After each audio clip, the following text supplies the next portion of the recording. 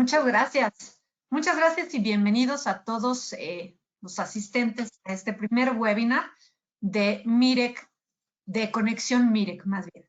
Mi nombre es Celia Navarrete, yo soy director del portafolio de la construcción y energías renovables en Informa Markets y el día de hoy tengo un gustazo de presentar este primer webinar del año con mucho interés y muchas inquietudes, muchas preguntas, yo creo que también, y no sé si tendremos las respuestas exactas, pero tenemos unos panelistas de primer mundo.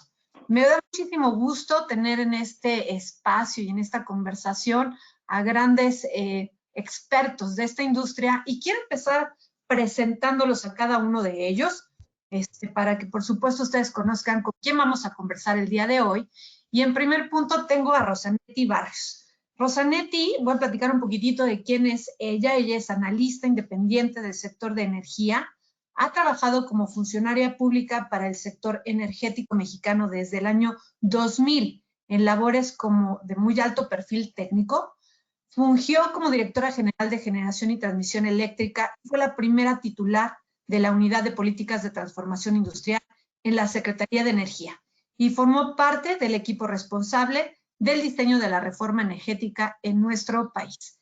Es consejera fundadora del colectivo Voz Experta, agrupación de mujeres de alto perfil que tiene como objetivo visibilizar el rol de las mujeres en los foros de energía. Muchísimas gracias, Rosanetti, por estar en este espacio y por supuesto de compartir todas tus experiencias con este primer webinar. Muchas gracias. También tengo a Casiopea Ramírez Melgar. Casiopea es Managing Partner de Fresh Energy Consulting. Es experta en energía renovable y cambio climático y cuenta con más de 14 años de experiencia internacional en el sector eléctrico. Ha colaborado en diferentes iniciativas públicas y privadas para promover la competencia del mercado a través de las políticas públicas enfocadas a energías renovables en México y Centroamérica, incluyendo estudios de potencial renovable. Muchísimas gracias, Casiopea, por participar en este webinar de MIREC. Un gusto, muchas gracias por la invitación. También tenemos con nosotros a Leonardo Beltrán Rodríguez. Leonardo fue subsecretario de Planeación y Transmisión Energética de la Secretaría de Energía en diciembre del 2012 a noviembre del 2018, en donde fue responsable de la planeación energética y le dio una amplia promoción al desarrollo de energías renovables en el país. Actualmente, Leonardo es miembro del consejo Sea4All, es Sustainable Energy for All, de Fundación por México, es consultor del Banco Mundial en temas relacionados con la descarbonización del sector de gas natural y se desempeña como miembro no residente del Instituto de las Américas. Bienvenido, Leonardo. Muchas gracias, Celia. Encantado de estar por aquí. Excelente. Y bueno, pues vamos a tener como moderador a alguien muy especial para MIREC, que ha participado en varios de nuestros foros, Severo López Mestre Arana. Muchas gracias, Severo, por por participar ahora como moderador en este primer webinar. Severo es experto en política energética y regulación con más de 20 años de experiencia en el sector energético en México. Participó en la elaboración y diseño del primer proyecto de privatización de la industria petrolera en México, así como la primera reforma de desregularización de la electricidad presentada ante el Congreso. Severo es miembro fundador de Sustentabilidad para México, que representa el World Green Building Council. Actualmente es Senior Partner en Galo Energy. Bienvenido, Severo, muchísimas gracias por ayudarnos con esta moderación y quiero dejarle claro a todas las personas que nos están escuchando en esta mañana que pueden interactuar con nuestros panelistas. En la parte de abajo hay un chat precisamente para preguntas y respuestas. Como iniciaba, yo creo que va a haber muchas inquietudes sobre el tema que vamos a conversar el día de hoy, que va a ser cuál es el panorama de las renovables en México en este 2021. Y bueno, te dejo en tus manos, Severo, la conducción de este gran panel. Bienvenidos. Buenos días a todos, gracias. Gracias, Celia. Pues bienvenidos a todos en un momento, creo que es muy importante para el sector energético en general. Y bueno, es un gusto estar con todos los miembros del panel y con todos ustedes. Y me gustaría abrir esta discusión pues poniendo algunos puntos sobre las IS que iremos desdoblando a lo largo de toda la conversación. Y es importante mencionar que tenemos un entorno internacional único, me parece, para energías renovables. Quizás en lo que yo recuerdo, nunca había visto un alineamiento tan importante del sector financiero y político también internacional que empuja las energías renovables. Nunca había visto este empuje. Creo que hay que tomarlo en cuenta en el análisis que hagamos. Y también tenemos que considerar el entorno nacional, lo que tiene México. Todos sabemos que en los últimos 2 años ha habido una serie de modificaciones regulatorias que francamente han hecho difícil la implementación de las energías renovables. Incluso tenemos una declaración de inconstitucionalidad de estos elementos porque la Constitución mexicana ha decidido un modelo que me parece que es lo que está. Y también el elefante blanco de este seminario, ¿no? Que es más bien un mamut blanco, congelado, definitivamente, que es la ley de industria, la iniciativa de modificaciones a la ley de industria eléctrica que iremos desglosando en todas sus dimensiones. Y también algo que quisiera yo enfatizar y que me gustaría que lo fuéramos discutiendo conforme vamos platicando con los panelistas, que también hay un elemento de complejidad en el entorno nacional e internacional con el tema de COVID y con el tema de que México ocupa lugares muy importantes en ese tema, también el tema de inseguridad y el tema económico, etcétera, y que toda esta discusión también juega un papel de distractor, de gran distractor. Entonces, hay muchas capas en este análisis, tenemos poco tiempo, pero no hay que perder la dimensión de todo, ¿no? Y me gustaría comenzar con Rosanetti y aterrizar un poco, hablar de la iniciativa de ley de industria eléctrica y aterrizar qué significa para todos. Tenemos un auditorio que es muy variado, pero ¿qué significa lo que se propuso en el Congreso para la vida y los bolsillos de cada una de las personas? Gracias, Rosanetti. Claro que sí, muchas gracias. Encantada de estar aquí y poder compartir los puntos de vista con colegas tan destacados. La iniciativa que envía el presidente es prácticamente la contrarreforma eléctrica sin haber tocado la Constitución. Como mencionabas, bueno, se llevaron a cabo una serie de actos administrativos, todos con debilidad jurídica relevante, todos enfrentados a una serie de procesos de amparo que, digamos, apuntan hacia un éxito, por lo menos en términos de la suspensión. Y parecería entonces que el planteamiento fue, bueno, pues si el problema es la legalidad, le damos legalidad. No voy a discutir en términos de la constitucionalidad, pero al final parecería ser entonces que esa fue la lógica. De forma tal que aquella política de confiabilidad que conocimos en mayo pasado, pues está, digamos, recuperada en toda su extensión y se le otorga un fundamento legal. Desde mi punto de vista, me gustaría describir entonces, como dicen, los principales cambios y aterrizar inmediatamente en el impacto a los mexicanos. Desaparece el orden de despacho económico. Esto es, digo, yo sé que la audiencia entiende perfectamente el término, pero bueno, es el orden en que van entrando las plantas para atender la demanda eléctrica y el principio fundamental que rige este orden es, entra siempre de la más barata a la más cara.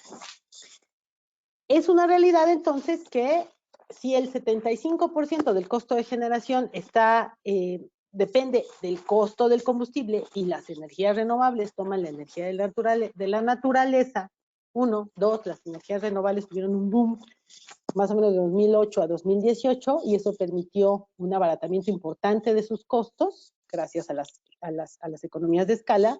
Resultado, la economía renovable es una forma de energía sumamente barata, mucho más competitiva que aquella que genera la Comisión Federal de Electricidad. Primer elemento, entonces, desaparece el despacho económico. En la exposición de motivos se habla de cuál es la aspiración presidencial para que sea el despacho.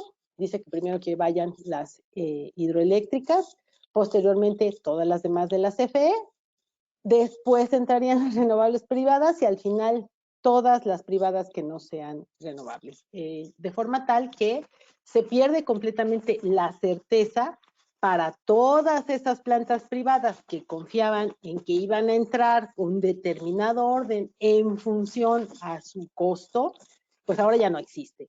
Ahora hay una decisión que dice tú vas al final y por lo tanto no tienes idea, insisto, de si vas a poder recuperar tu inversión.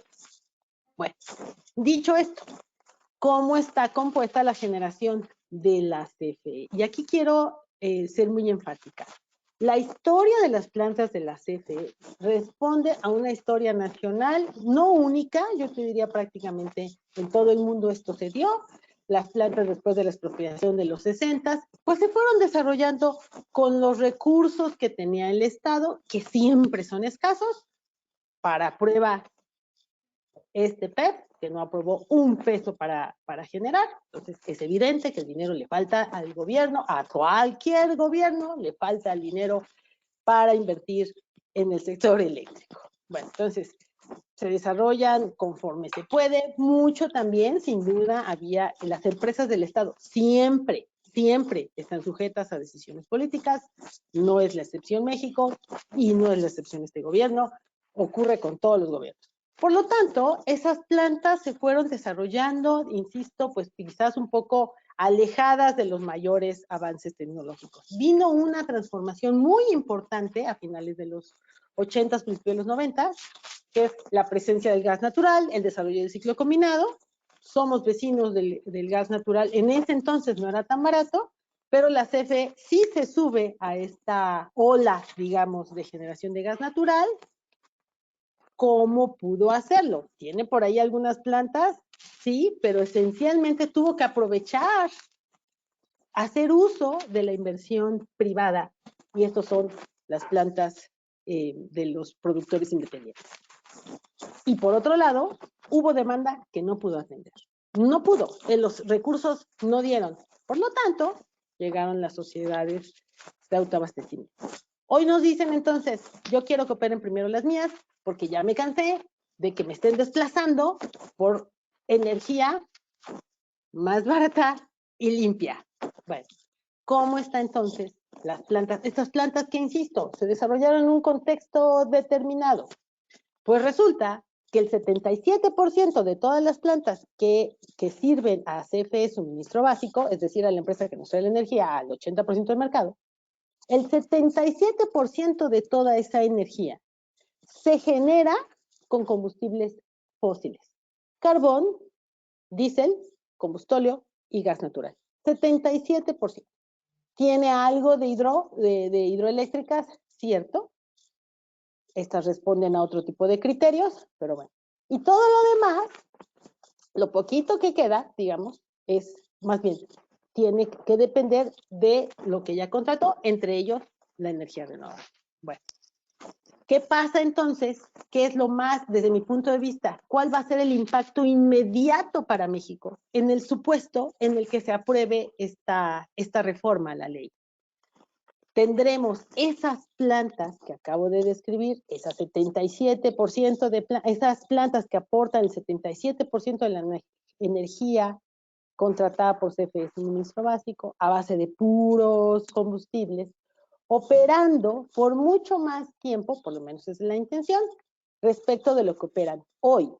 ¿Por qué? Porque ya no va a contar el criterio económico. Y eso tiene un impacto necesario en el costo de la energía que los mexicanos consumimos. Necesario, insisto, porque se está desglosando a una energía que es 4 o 5 veces más barata. No es mi dicho, están todas las cifras públicas en los sitios correspondientes. Rosaretti, perdón sí. que te interrumpa. Me gustaría sí. Ese punto recalcarlo sí. y a lo mejor reforzarlo con Casiopea. Con lo que acabas de decir, una iniciativa de ley que recoge elementos de los otros acuerdos y que de alguna manera trae inconstitucionalidad, ¿no? Cambia el despacho, lo hace más caro, le va a costar más a la gente y va a haber más contaminación, que eso es veneno en el ambiente. Hay que ponerle los nombres, ¿no? Eso es veneno en el ambiente. Y Casiopea, te quisiera preguntar, esta iniciativa toca todo, está bien hecha, recoge todo lo que han querido, es la carta Santa Claus de todo lo que han hecho del acuerdo de CENER, etcétera. Toca planeación, toca permisos, toca despacho, toca subastas. toca acceso abierto, que es clave en el sector eléctrico, toca CELS, es un desmantelamiento, pero nace muerta porque es inconstitucional, ya lo sabemos. ¿Qué pasa, Casiopea? ¿Nos puedes describir un poco cómo sientes esta iniciativa, hacia dónde va, qué podemos esperar? Gracias, pero bueno, primero muchas gracias, Miguel, por organizar este seminario para un tema que es tan relevante para nosotros y creo que todos deberíamos estar hablando hoy de energía eléctrica. Estaba diciendo Rosanetti, ¿por qué es importante para nosotros? Porque tiene un impacto en el costo, pero no solo por eso, sino porque sin electricidad no vamos a ningún lado. Sin electricidad no podemos tener ninguna actividad humana como las conocemos hoy. Entonces, por eso debería de ser interés de todos nosotros, no solo los que estamos en el sector, sino de todos los ciudadanos. Habiendo dicho esto, lo que menciona Severo es, esta iniciativa lo que está buscando es hacer un cambio estructural de lo que conocemos como el suministro eléctrico y el mercado eléctrico en los términos que estaban dispuestos de acuerdo a lo que mandataba la Constitución. Hacer modificaciones del despacho económico, ya estaba hablando de eso Rosanetti, diciendo vamos a ir primero a las más caras, pero me gustaría ponerlo desde una perspectiva adicional. ¿Qué pasa cuando el jugador que tiene el 82% de las canicas se sale del mercado? Y eso se ve, y eso es lo que está buscando con los contratos físicos. El salirse completamente del mercado, aislarse de todo lo que está pasando, aislarse de señales de precios, aislarse de incentivos o de fomento de energías renovables, aislarse de todo lo que pasa y decir, yo juego solo con mis contratos, con mis plantas de CFE, y con mi demanda que tengo cautiva porque no voy a dejar que nadie más entre al mercado. Cuando hablabas de las afectaciones a planeación, efectivamente se está recentralizando el otorgamiento de permisos y el otorgamiento al acceso abierto, porque ahora dicen todo va a ser facultad de CENER, si CENER quiere, si CENER dispone, vamos a otorgar nuevos permisos de generación, allá donde de manera centralizada digamos que ahí se necesitan, y de acuerdo a unas condiciones técnicas que todavía no se sabe cómo van a estar descritas para poder otorgar el acceso abierto. Es decir, no vas a poder explotar los mejores recursos del país si es que ese criterio no forma parte de los criterios de selección de CENER. Entonces, eso es un impacto directo a los potenciales competidores que podría tener el sector, porque ya no vas a poder libremente solicitar un permiso, no te lo van a otorgar si la CENER no considera que ahí te deberías de instalar o que esa es la tecnología en la que deberías de invertir. Entonces es una afectación directa a la libertad de elección de los generadores, pero también de los consumidores, porque entonces si dentro de las políticas de CENER no están como prioridades las energías renovables, entonces no te van a dar permisos para hacer una planta eólica, una planta solar, una térmica, cualquier tipo de fuente. Vas a estar siempre condicionado a lo que diga CENER. Y luego a lo que diga SENACE en base a sus criterios. Y los siguientes dos elementos sumamente relevantes son que se eliminan por completo los únicos mecanismos que teníamos de conseguir la transición energética y de incorporar más energía renovable al sistema, que eran las subastas y los certificados de energías limpias. Cuando la ley dice, pues voy a eliminar la condición de que el suministrador básico que atiende al 82% de la demanda, a que compre mediante subastas y que puede firmar contratos directamente con quien él quiera, pero con una clara preferencia hacia las plantas de CFE, pues te olvidas de ese mecanismo de inclusión masiva de energía renovable que nos había dado no solo buenos resultados en precios, sino en los volúmenes necesarios que requería el sistema para ponernos al día con la transición energética.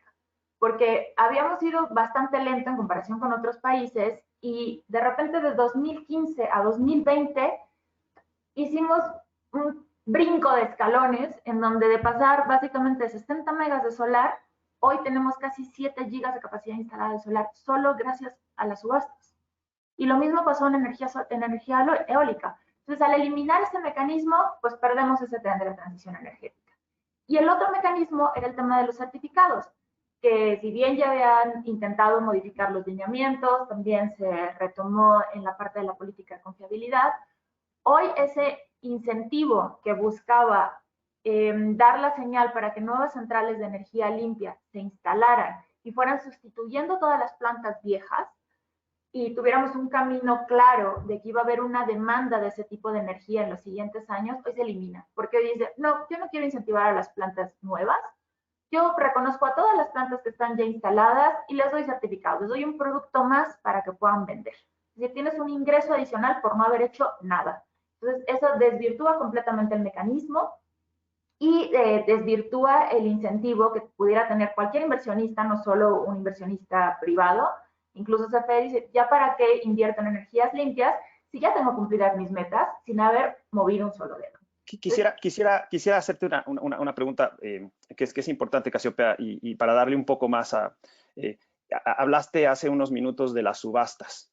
Y las subastas tenían un papel muy importante porque las subastas era un filtro que aseguraba que la energía que entraba pasaba por un proceso de competencia, ¿no? No solamente era CFE, sino le podías entrar tú, Casiopea, o alguien de otro país, pero tú como mexicana también, y podías poner tú.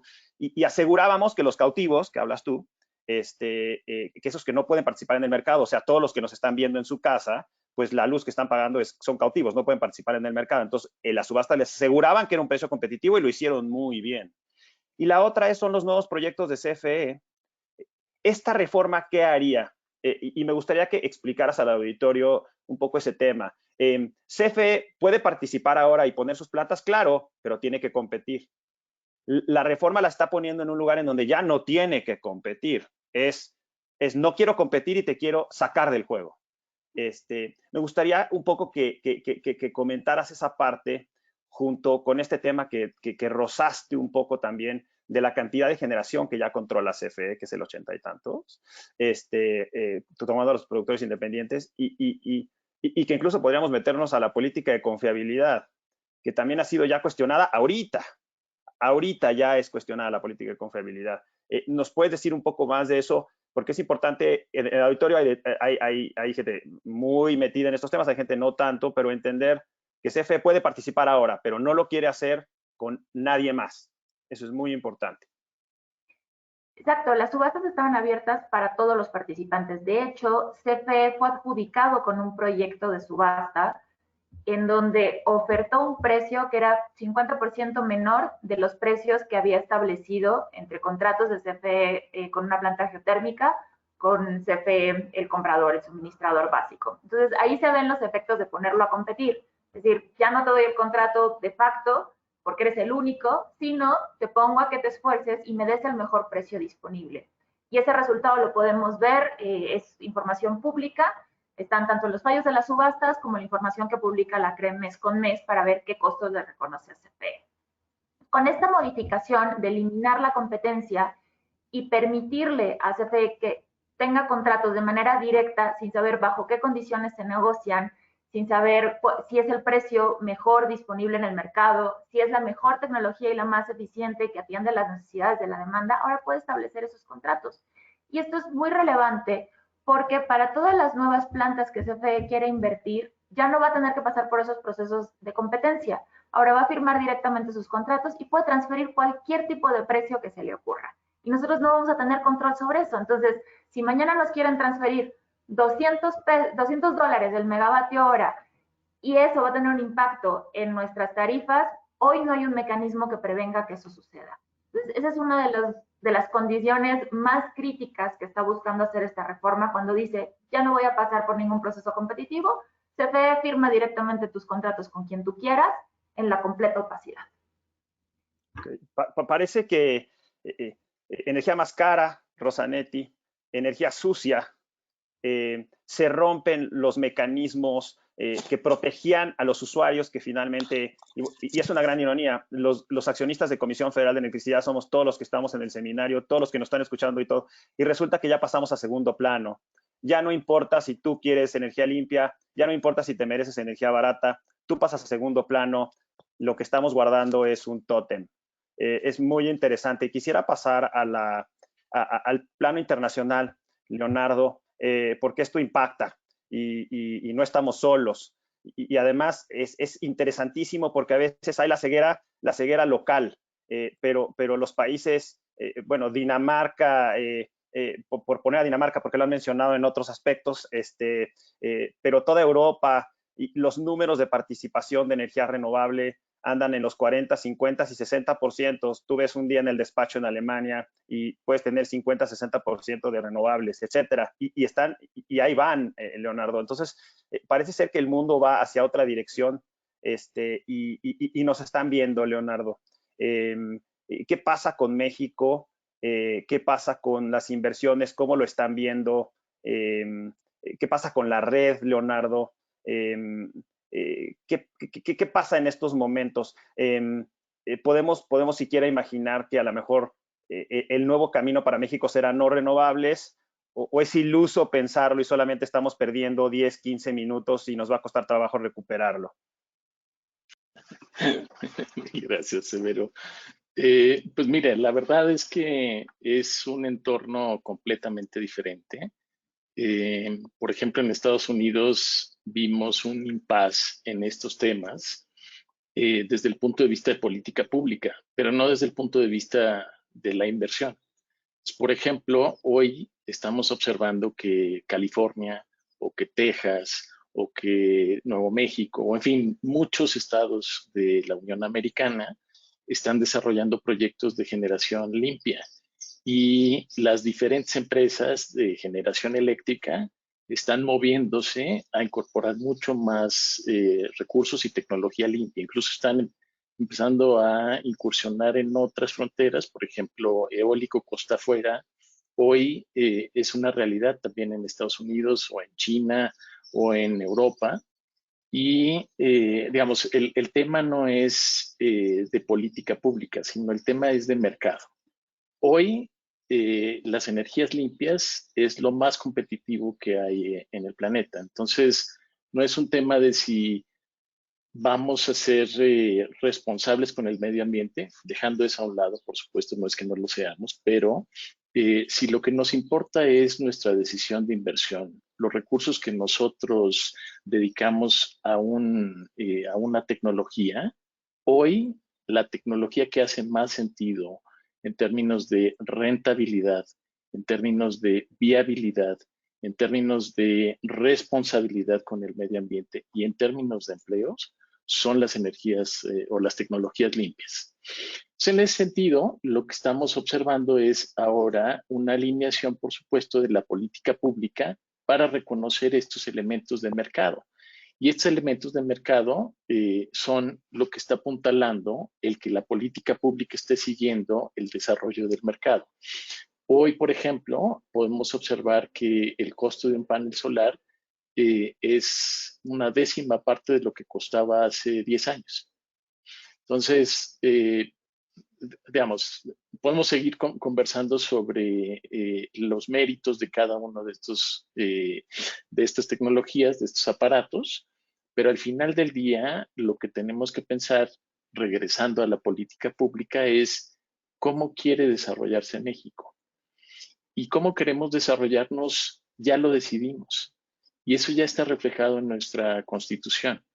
La Constitución dice que nosotros queremos un medio ambiente limpio y sustentable y que para eso debemos de tener un entorno económico que sea conducente, y el sector energético es uno de los elementos que va a permitir que haya más competitividad y que estemos respetando el medio ambiente.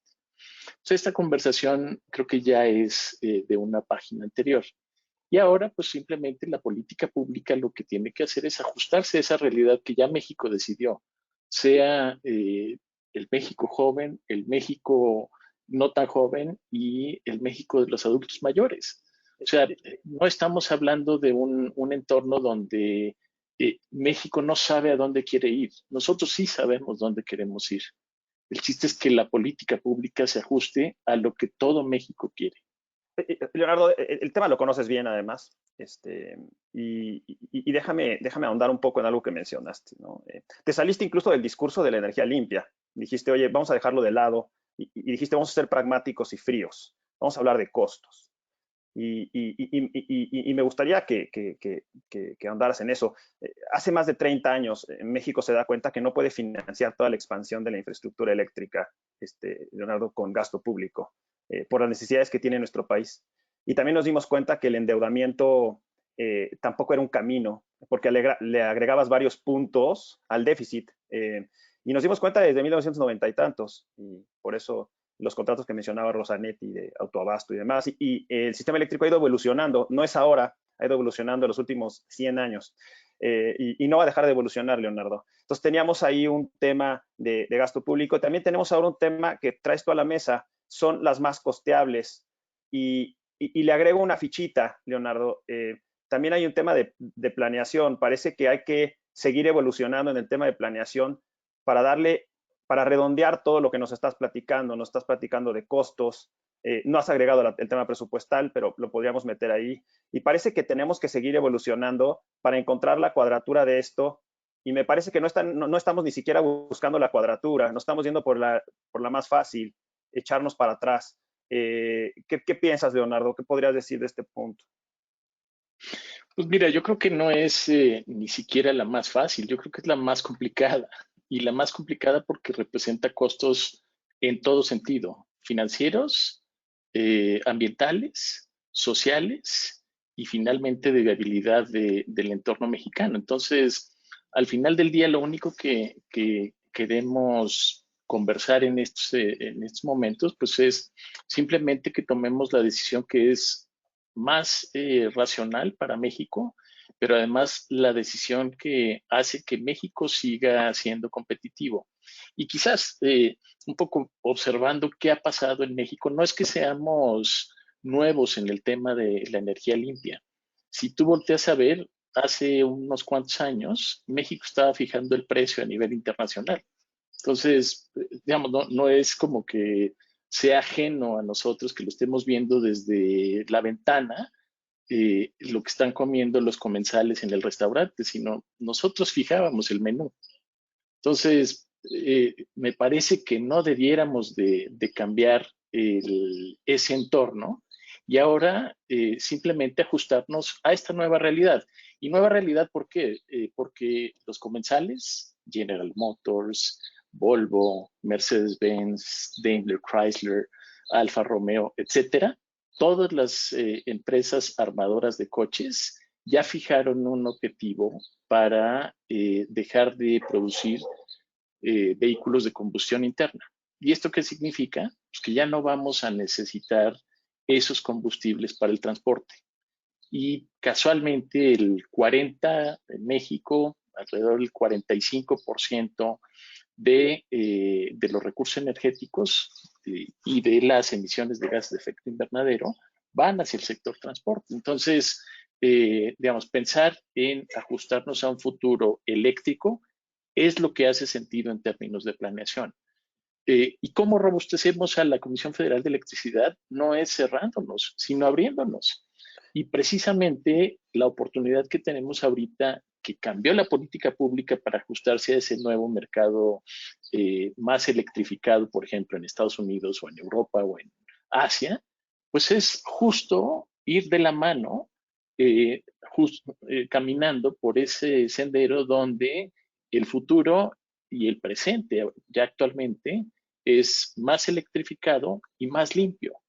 Y no solamente porque haga sentido económico, ahora sí regresemos a lo que nos importa también a todos los mexicanos, tener un medio ambiente, un capital natural y un país mega diverso que lo sigamos sosteniendo y eso nos dé un entorno de vida mucho más limpio, sustentable, pero además contribuye a tener una salud pública mucho más estable y mucho más relevante.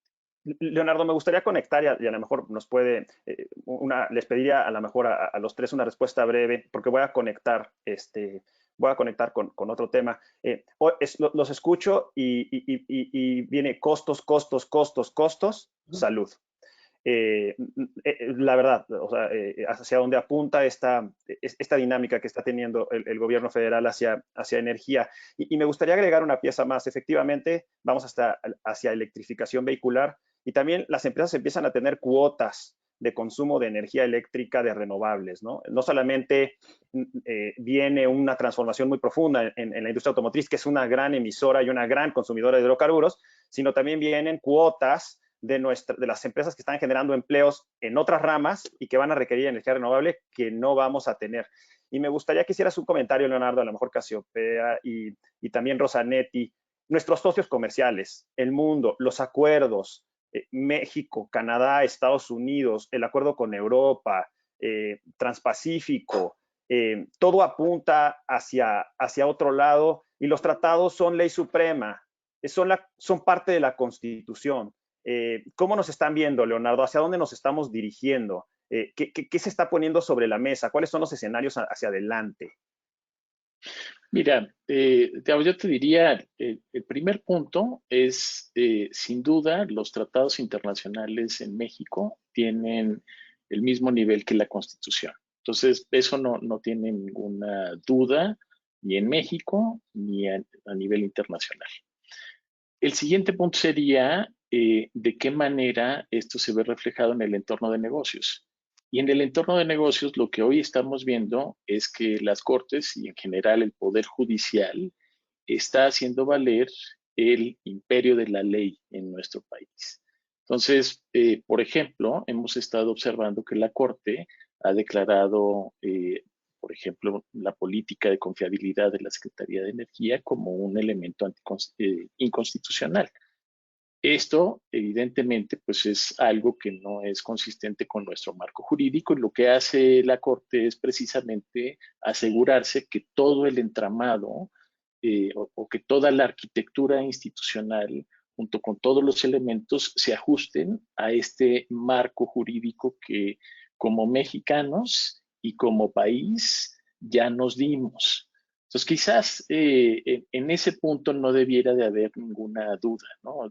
Las Cortes y nuestro marco jurídico hoy indican que el sector energético mexicano lo decidió México, lo decidimos nosotros, pero lo decidimos que fuera un entorno competitivo y limpio. Entonces ese es el presente y el futuro de nuestro país. Y ahí es donde debiéramos de estar fortaleciendo. Por supuesto, las acciones de política pública o iniciativas sin duda son facultades de los diferentes actores, sea el Congreso, sea el Ejecutivo, sea cualquiera de los actores. Pero al final del día, las reglas del juego ya están preestablecidas y no hay forma de cambiarlas, a menos que lo decidamos nosotros.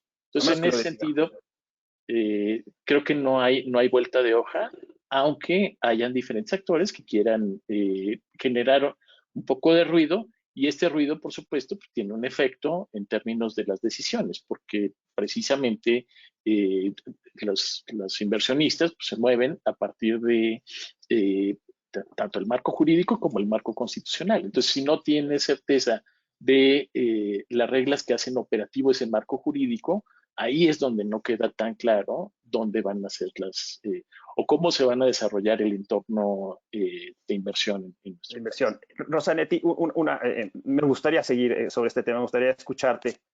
Con mucho gusto. Con mucho gusto. Es un choque de trenes. Aquí hablamos de Estados Unidos y lo citamos todos, pero a ver, Biden acaba de declarar el cambio climático seguridad nacional y puso a John Kerry. También puso a la secretaria de Tesoro a Janet Yellen. Janet Yellen trae desde hace más de 10 años el impuesto al carbono en la cabeza. Todo el gabinete del principal socio comercial de México, 40 millones de mexicanos viven allá, etcétera, etcétera, etcétera, está ahí. Vamos hacia un franco choque. ¿Es contención el derecho internacional, Rosanetti? ¿A dónde estamos llevando a México con el sector energético, por favor? Me gusta tu pregunta porque te diría, yo no creo que esto sea una cortina de humo. Yo creo que esto responde a uno de los principios fundamentales en los que el Poder Ejecutivo cree. Lo ha dicho desde hace 20 años. Él no comparte el modelo de competencia en el sector energético. Ha estado en contra todo el tiempo y creo que para él esto es algo muy serio. Me atrevo a pensar, incluso yo sé que ese no es mi labor aquí, que está convencido que eso es lo que le conviene a México. Sin embargo, lo que estamos tratando de hacer es poner en la mesa el entendimiento completo del marco jurídico. La Constitución, el artículo 4 de la Constitución, establece que todos los mexicanos tenemos derecho a un sistema de salud. La salud es uno de los derechos fundamentales contenidos en la Constitución. También la Constitución reconoce, porque no se otorgan los derechos, se reconocen. Reconoce el derecho que tenemos los mexicanos de vivir sin monopolios. ¿Y por qué es esto? ¿Por qué el constituyente pone esos dos? Bueno, el de la salud creo que a estas alturas ya nadie nos preguntaríamos por qué.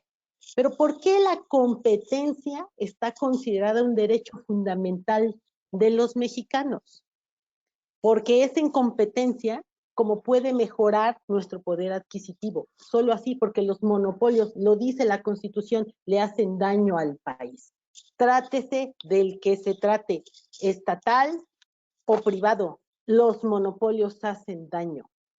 El modelo de competencia obligaba, ya explicó Casiopea, no voy a regresar ahí. Pero bueno, dicho eso, es la transición energética un elemento fundamental en la seguridad nacional de cualquier país? Respuesta, por supuesto que sí. Si algo nos preocupa, y en este gobierno se dice mucho, si algo nos preocupa es la dependencia del exterior con nuestro sector energético. Por supuesto que sí, compartimos al 100% esa preocupación. ¿Qué mejor manera que aprovechar los recursos naturales que tiene este país para mejorar de manera importante nuestra dependencia con el exterior, generando, cumpliendo con todo lo que dice la Constitución, porque no se puede cumplir con una cosa así, con la otra no. La idea de la política pública es que tiene que atender a todas estas derechos fundamentales reconocidos en la Constitución. Entonces, alcanzaríamos, mejoraríamos la balanza comercial en materia energética, tenemos mucho mejor oportunidad de estar vivos, así lo pongo, de estar vivos, de estar sanos, de disfrutar la vida, de dejarle un futuro a nuestros hijos, y podemos pensar, aspirar a que nuestras empresas que tendrán acceso a esa energía limpia y barata, a la que además efectivamente ya están empezando a ser obligados de manera importante, como es el caso de General Motors, que tiene una planta aquí en México y hay que ver de dónde va a sacar su energía verde para poder cumplir con lo que General Motors ya dijo que va a hacer. ¿Cómo vamos a obtener empleos? Sí, en el último de los casos General Motors dice, pues si en México no se puede, me voy para otro lado. Nuestros empleos, ya no pensemos en los futuros, en los que hoy tenemos. El empleador más importante de México se llama Walmart. Walmart es un usuario importante de plantas de generación eléctrica privadas. ¿Por qué? Porque son más baratas. Y Walmart también tiene compromisos de utilización de energía verde para poder tener acceso al financiamiento. ¿Qué pasa entonces? Le estamos diciendo al empleador, a los empleadores más importantes de empleos formales en México, señores, aquí no van a poder continuar. De ese tamaño es esto, por eso no creo que sea una cortina de humo, porque realmente creo que forma parte de la esencia, el corazón de los principios, vamos a decir, principios fundamentales del Ejecutivo Federal. Lo ha dicho durante 20 años y lo está implementando. Entonces, viene un choque de trenes, yo te lo diría así, viene una catástrofe para los mexicanos. Esa es mi lectura. De este tamaño veo este problema tan serio que se va a dar, sí, como todo parece indicar, se va a aprobar esa modificación, vendrá todos los procesos legales nacionales e internacionales que se pueden imaginar, pero también vendrá una clara señal, en México no se puede invertir. Muy fuerte lo que estás diciendo, Rosanetti. Parece que se diluye la idea de que las medidas son en pos de la soberanía. Me parece que lo que tú dices no tiene nada de soberano. Y me parece que incluso podríamos decir que atenta contra la soberanía nacional. Y me gustaría, Casiopea, en esta línea, esta iniciativa recoge elementos que ya fueron declarados inconstitucionales por la Corte, Casiopea, del acuerdo, ¿no? La parte de planeación, la parte de permisos, la parte de despacho, prácticamente podríamos decir que es un refrito del acuerdo de la Secretaría, pero lo suben a nivel de ley, le dan un escaloncito más. Para todos los que nos están escuchando, Casiopea, que esa ley pasa, se impugna, que deben de estar preocupados los que tienen sus acuerdos firmados de producción independiente, los suministradores. ¿Cuáles son los escenarios? ¿Cómo lo ves tú? ¿Qué podrías decir al respecto? creo que todos deberíamos estar preocupados, pero también ocupados en qué es lo que vamos a hacer en caso de que esta ley se deba de aprobar. Está poniendo en jaque el 50% de la generación del país y que atienden, o sea, que ayudan a atender no solo los acuerdos entre privados, que son todos los de autoabasto, sino también que aseguran que haya suministro suficiente, asequible y confiable para todos los cautivos que les llamabas hace rato, todos los que tenemos tarifa regulada de CFE.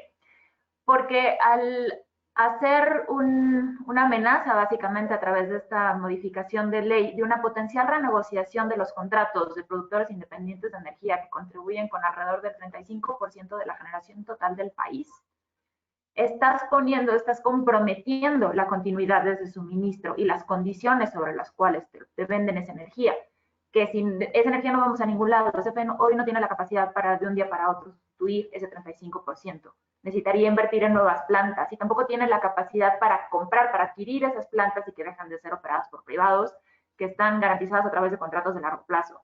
Entonces, ese es un tema muy, muy importante. ¿Qué puede ser un garrote, digamos, para obligar a una negociación para cambio de condiciones que ya estaban pactadas nuevamente bajo contratos de largo plazo y que están protegidas al amparo de diferentes marcos regulatorios? Entonces, esta es una señal de incertidumbre y de inestabilidad muy, muy importante para cualquier tipo de inversión, no solamente para inversiones en el sector energético. Para cualquier persona que quiera hacer negocios en México, dice, me lo voy a pensar, porque si firmo un contrato de 20 años, pero a mitad de plazo me dicen, ¿qué crees? Que siempre no, que yo tengo la potestad de decidir si te cambio las condiciones y pues no tienes nada que hacer, es complicado. Y luego la otra parte del autoabasto, que corresponde al suministro del 15% de la demanda de todo el país, es particularmente relevante porque ahí están la mayor parte de las empresas que generan empleos y que generan gran parte de los productos y servicios que consumimos todos los mexicanos. Alimentos, acero, coches, cemento, servicios bancarios, farmacias, lo que quieras, está ahí. ¿Por qué buscaron la alternativa de autoabastecimiento? Porque necesitaban una alternativa más barata que CFE. Primero, claro que el driver principal fue precio y se pudo otorgar un precio más barato que CFE.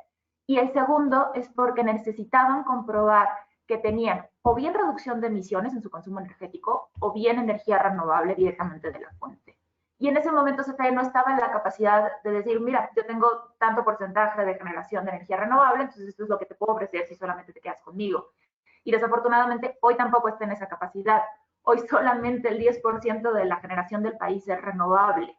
Y de ahí hay una gran parte que es autoabastecimiento. Entonces, bajo estas dos limitantes de la oferta que tiene CFE para atender las necesidades de sus consumidores, es que se está presentando esta posibilidad de modificarte todas las condiciones pactadas, todos los derechos adquiridos, toda esa protección que te dio el régimen legado, que era decir, bueno, ya estaban esas inversiones concretadas, entonces vamos a mantenerlas porque tienen contratos de largo plazo hasta que terminen esos 20 años de vigencia.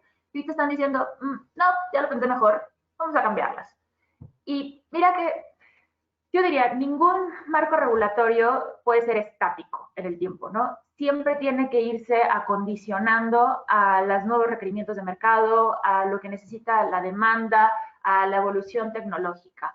Pero esas modificaciones tienen que ser a través del diálogo.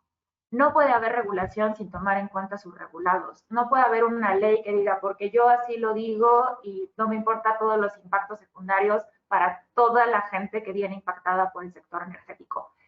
Y creo que esta es una de las partes más relevantes de todas las modificaciones que se han hecho.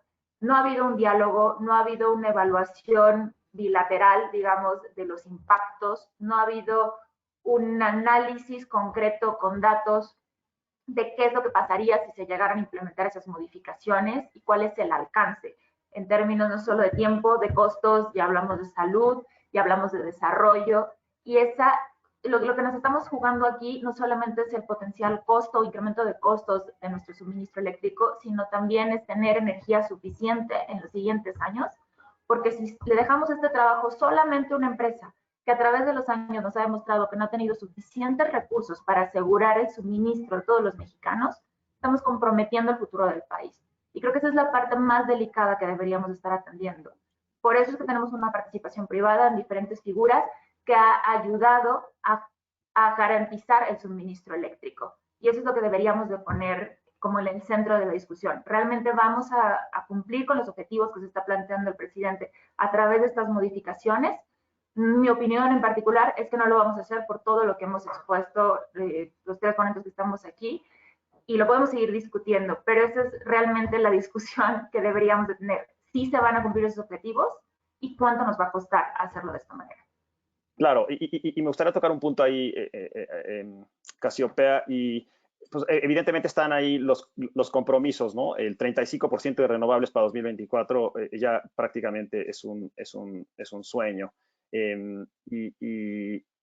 Claro, te escucho, ¿no? Y parece ser que ya analizamos costos, pero parece que el argumento, y es un poco lo que quisiera poner sobre la mesa, hay suficientes argumentos legales para pensar que cualquier modificación prácticamente podría ser impugnada bajo la Constitución mexicana o bajo las leyes mexicanas para acuerdos pasados. Estoy hablando de autoabastecimiento, estoy hablando de suministradores.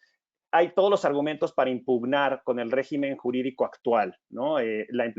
Pero parece ser que no nos salvamos. También está la dimensión internacional, que la hemos tocado un poco aquí, y escuchando incluso a personas que participaron en la negociación del TLC, por ejemplo, o del TEMEC, hablan de que se pueden impugnar fácilmente vía los Estado-Estado o inversionista-Estado.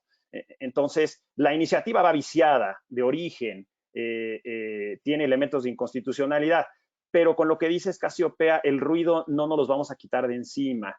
Y yo les preguntaría, ¿el ruido puede contaminar otras áreas de inversión? ¿Podemos separar el tema legal del ruido que se va a crear y el daño que va a crear? Porque podemos decir, oye, no, legalmente vas a tener todos los argumentos y te vas a poder defender y probablemente lo vas a ganar. Pero ¿qué va a pasar con el ruido? Ese va a costar un poco lo que estás diciendo, Casiopea. Y hacia adelante, ¿tú ves elementos de esto con las elecciones intermedias, por ejemplo? ¿Es parte de la discusión? ¿No tiene nada que ver?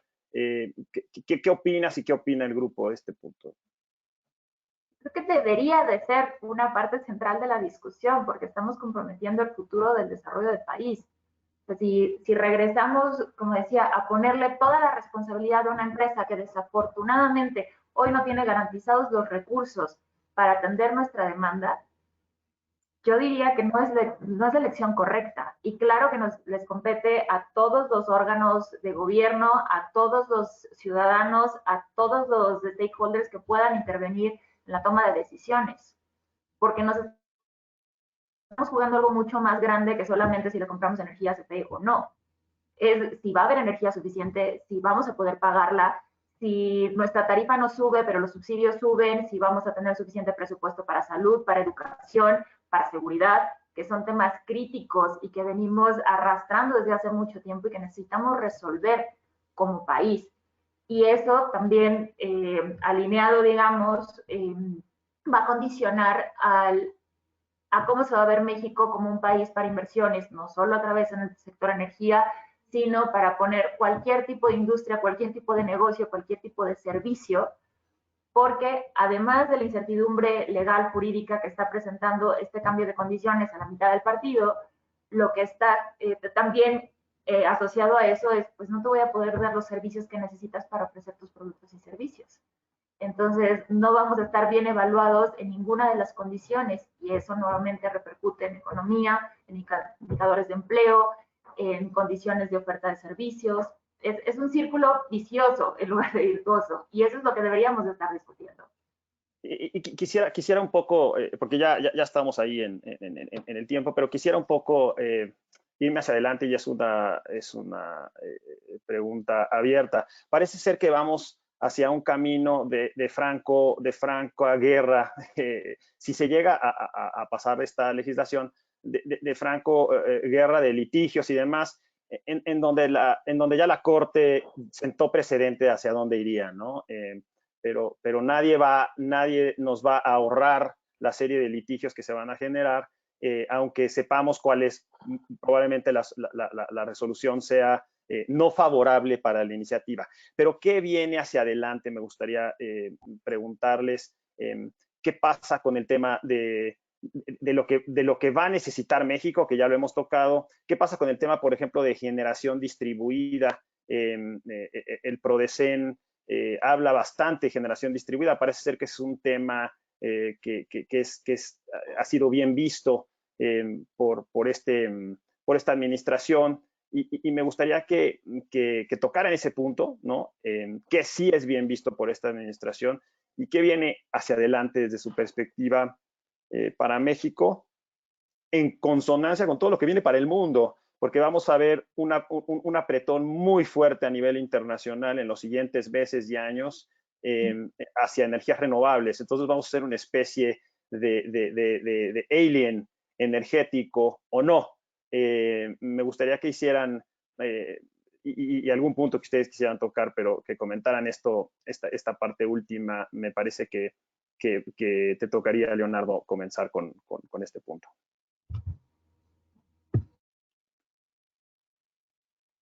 Mil gracias por la pregunta, Severo. Mira, yo creo que México no puede ser una isla. Nunca lo ha sido. Y creo que a futuro, justo el que seamos el segundo mayor socio comercial de Estados Unidos es una gran ventaja para la planta productiva de nuestro país. Como decía Rosanetti, una empresa americana es el principal empleador mexicano. Bueno, ¿por qué no nos subimos siendo nacionalistas? Nos subimos al barco donde la locomotora la tiene Estados Unidos. Sin duda, pues es 3 veces más grande como país, o en términos de habitantes, Estados Unidos, pero en términos de la economía, pues nosotros somos la 14ª economía, 15ª en el planeta, y ellos son la primera. Entonces, si tenemos oportunidad de que a nuestro carro lo jale esta economía, y justo lo tenemos porque somos su segundo mayor socio comercial, pues simplemente aprovechémoslo. Entonces, sin duda, eso no significa que vayamos a destruir o a cerrar a las empresas productivas del Estado, no. Eso no significa esto, pero si podemos generar sinergias con otras empresas que han desarrollado mejor práctica, que tienen investigación y desarrollo, que tienen una estructura de costos más competitivo, que tienen un modelo de negocio más competitivo, CFE puede aprender de alguna de estas empresas. Pemex puede aprender de alguna de estas empresas que está haciendo Exxon, en fin, cualquiera de las empresas americanas. Y esa es una forma de ser nacionalistas, porque nos estamos juntando con el campeón, pero además estamos aprendiendo de cómo hace negocios. Y esa es la forma de poder robustecer a nuestra planta productiva. ¿Cómo se hace mejor? Aprender y poderle hacer el tweak mexicano donde lo tropicalicemos y entonces sigamos siendo más competitivos como lo somos, por ejemplo, somos la gente que hace el mejor pan en el continente americano, por ejemplo. Y eso, digamos, es un dato. Y nadie nos gana haciendo pan. Bueno, pues hagamos lo mismo, pero en aerogeneradores, en paneles, en ductos, en lo que tú quieras, en palas, en rotores, en transformadores, que por cierto somos muy buenos haciendo transformadores. Pues sigámoslo siendo. Y entonces seamos nacionalistas, pero no en una isla, sino como parte del planeta. Y para ser nacionalistas como parte del planeta, pues, ¿por qué no aprovechar al campeón que tenemos al norte y que eso nos sirva para empujarnos, jalarnos y que podamos nosotros pasar? Exacto, y me gusta, no seamos isla. Y Rosanetti y luego, por favor, Casiopea, tenemos un minutito de cierre y en esta línea, adelante. Pues mira, yo quisiera terminar esta intervención mía con un mensaje, con un llamado al diálogo, a la comprensión, a la apertura. a recapacitar. Es urgente. Esto no es una broma. De verdad es algo muy grave, muy, muy grave. Esta decisión, tratamos aquí ya de explicar los impactos tan serios que puede tener en México. Y yo espero de verdad que se actúe con una comprensión amplia, en un entendimiento de que México, los mexicanos tenemos derecho a ser parte del siglo XXI. Mantenernos en el siglo XX no nos lo merecemos, puede ser algo, vamos, muy dañino, totalmente contrario a los intereses que se han, o al principio que se ha manejado a lo largo de este gobierno. Entonces, yo quiero cerrar así, invitando al diálogo y en el ejercicio de Parlamento abierto. Confío en que haya intención, apertura por escuchar esto que no se conoce y que no se entiende de las enormes ventajas que se tiene de impulsar la transición energética. Y este sería mi mensaje. Gracias. Gracias, Rosanetti. Casiopea. Yo lo único que me gustaría cerrar es decir que no tiene por qué verse la participación privada en ningún sector como que es mutuamente excluyente de la participación del Estado. Yo creo que son complementarias y debemos de dejar de pensar en esa dicotomía de eres tú o yo. No, no tiene por qué ser así. Leonardo ponía un excelente ejemplo de aprender de hacer sinergias en diferentes sectores y el eléctrico no debería de ser una excepción. Y creo que la prioridad aquí sería ver cómo garantizamos ese suministro eléctrico limpio, asequible, suficiente y confiable, no en el corto plazo, en el largo plazo y sin sacrificar ningún otro servicio para los mexicanos. Pues muchas gracias a todos, la verdad. Y le pasaría el micrófono a Celia Navarrete para que pueda pues ya clausurar esta reunión. Muchísimas gracias, Severo. Creo que pudiste llevarnos en esta conversación clara, donde todavía hay muchas inquietudes. Gracias, Casiopea. Gracias, Rosanetti. Gracias, Leonardo, por esta conversación en este primer webinar que precisamente Conexión MIREC pretende buscar y pretende ser ese foro, como decía Rosanetti, de llamada de alerta o prácticamente de poner los puntos claros y poder abrir esta conversación o claramente decir cómo de manera conjunta podremos llevar este tipo de mensajes a las personas adecuadas para que se puedan resolver las cuestiones que necesitamos obviamente plantear. Hay muchas inquietudes, no pudimos obviamente responder todas las preguntas que la audiencia tiene el día de hoy y que es claro, obviamente por los temas que estamos abordando. Sin embargo, les decimos a todos que trataremos de contestar estas preguntas a través de nuestros expertos, a través de nuestras redes sociales o cualquier otro medio en el que estamos obviamente en contacto. Muchísimas gracias a todos ustedes. Nuevamente les mando un abrazo a la distancia, sin salir y decirles a todos ustedes que estén pendientes de nuestra siguiente conversación o de nuestro siguiente webinar. Y por supuesto decirles que estamos trabajando de manera conjunta para llevar todos estos temas y podernos encontrar nuevamente en estas discusiones que siempre hemos tenido a través de MIREC Week en su 10ª edición para el mes de junio. Ojalá que también las situaciones sanitarias nos lleven para poder tener claro ejemplo o claro foro de discusión en MIREC Week en el mes de junio. Por lo pronto, les dejo nuestros datos de contacto, nuestra página web mirecweek.com y comentarles que este webinar fue grabado y lo estaremos transmitiendo nuevamente para aquellos que tienen alguna duda o inquietud de regresar al mismo a través de Conexión MIREC en nuestra página. Por lo pronto, muchísimas gracias. Les agradezco muchísimo esta comunicación y nos vemos muy pronto. Muchísimas gracias.